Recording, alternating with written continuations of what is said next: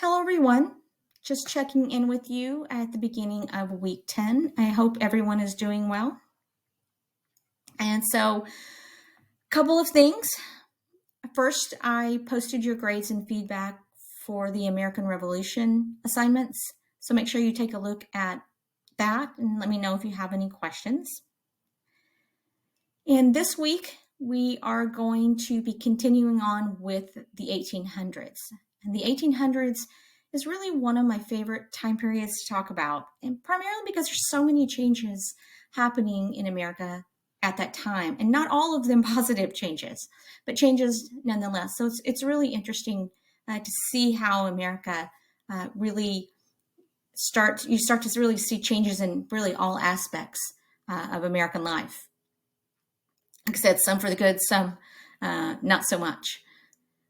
But last week we talked about the market revolution, which starts really in the 1800s.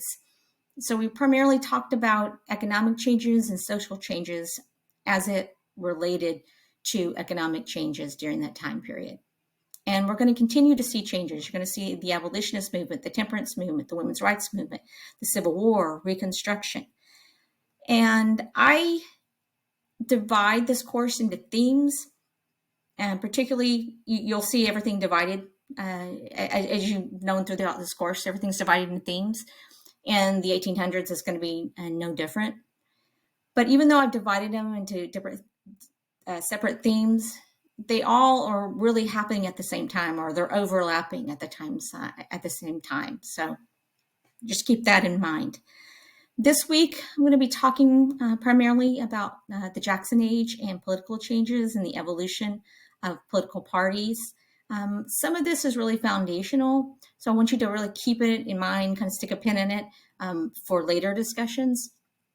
But what you're primarily going to learn are, how political parties start to evolve, specifically the Democratic Party will start to form. The Whig Party, which will morph into the rise of the Republican Party, will form. We get rid of the Federalist Party. So we're a one-party system for a while. And then that changes, which you'll learn in this week's lecture. And then you're going to see the Jackson presidency. I highlight about three main events or things that happened during his presidency that are impactful, specifically the Indian Removal Act.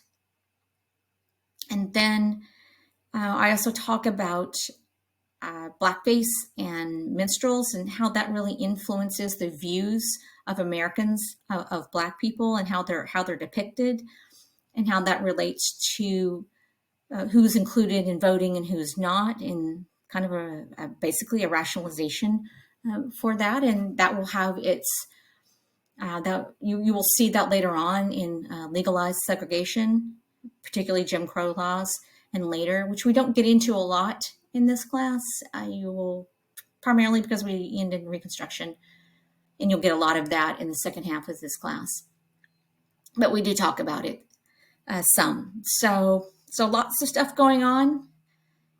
And please let me know if you have any questions or concerns, or you need to meet with me, or any of those things. So I hope you have a fantastic week, and I will check in with you next week.